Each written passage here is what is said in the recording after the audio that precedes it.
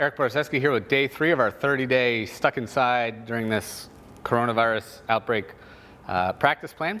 Today we're going to talk about the right elbow and the right arm, but mostly kind of this elbow.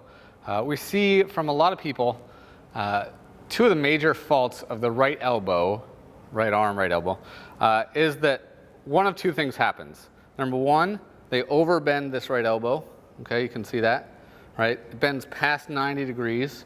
We like to see people stay at about 90 or even a little bit more than 90 degrees. So when it gets here, the first thing it has to do on the downswing is throw out, and that leads to a lot of casting and flipping and early alignment of the shaft down at impact and stuff. And the other thing we see is that people will pull this right elbow too far, what we call around them or behind their shirt seam.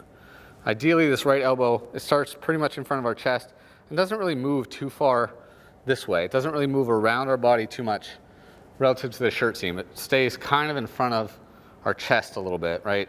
Off the right side of our chest. It doesn't want to get around here, okay? So we see a lot of that. We see, and oftentimes we see both of them together. We'll see people retract way around them and overbend. It's pretty common. You'll see, this, right? When you see anything from down the line where that elbow is there instead of pointing kind of at the camera or slightly like this. We see that from people who don't turn much, right? They were told to keep this right knee flexed or something like that, or they don't know how to use their body to turn, so they'll do this with their backswing. And even if this right elbow is staying pretty far there, that shirt seam hasn't gone around very far, and they'll overbend this right elbow, okay? So we see a lot of those problems from a lot of people. Some people who know that they want to have width in the backswing will actually not do it early. Like some people do this very early, but other people know that they need width, so they'll actually do something like this and take the club back very wide from them, oftentimes out a little bit too.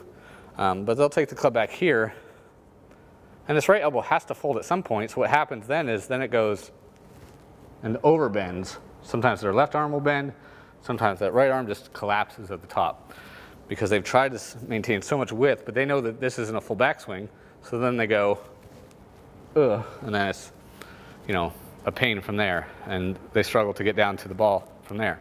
So I have 3 drills for you to do today in your practice plan.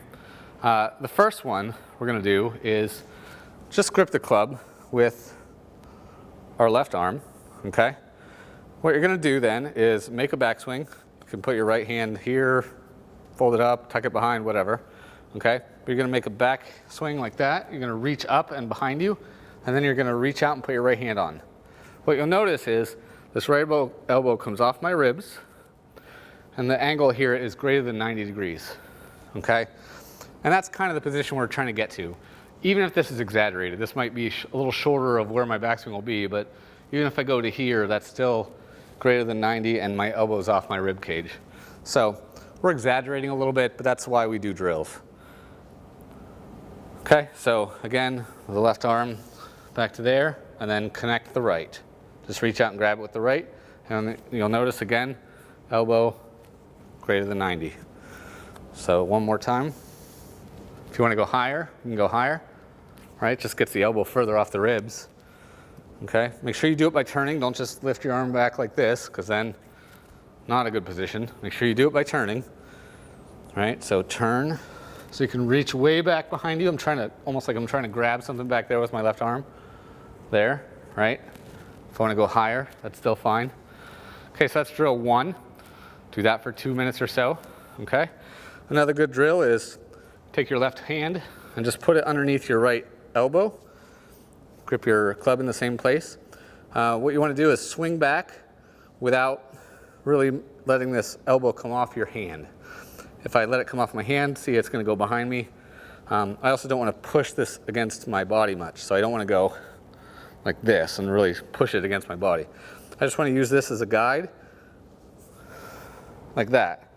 You can see my left arm will probably come off my ribs a little bit, but even if it stayed close, I still have a good amount of space there. So here, right, again, make sure you do it mostly by turning. You can see the elbows off the ribs, good amount of space there. Okay, Good. The backswing tends to be a little bit longer with that one than the previous drill, but that's okay. So again, 2 or 3 minutes of that. The last drill for 2 or 3 minutes will be what I call kind of a two-step drill.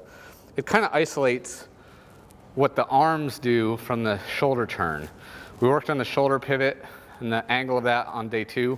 So this is a good way to tie those together, because what I want you to do is basically fold your right arm up, let it come off your ribs a little bit, so you get to there, okay? So step 1 is do that. Step 2 then is to turn those shoulders on that angle, okay, like that. So you can go, should be in a pretty good top of the backswing position. Again, the right elbow's off my ribs, a little bit more than 90. One more time for that. Try to do that part without turning. Try not to go like this when you do that first step, right? Try to just kind of go up in front of you, right? Without that elbow moving around your ribs. And a nice turn. Okay? And that's day 3. I'll see you tomorrow for day 4.